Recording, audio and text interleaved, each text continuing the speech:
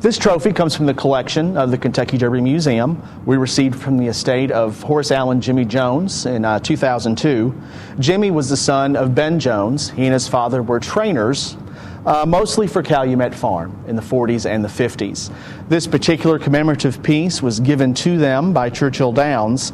And the interesting thing about it, on the front, you'll see the winners for Jimmy Jones and the inscription. And on the back inscription, you'll see the winners for Ben Jones. What's really interesting is Citation is listed on both sides. Citation won the Triple Crown in 1948.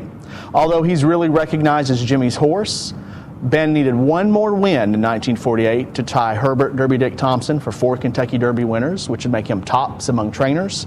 He did win in 48, of course, and Ben went on to win 2 more Kentucky Derbies. He is still the leading Kentucky Derby winning trainer of all time.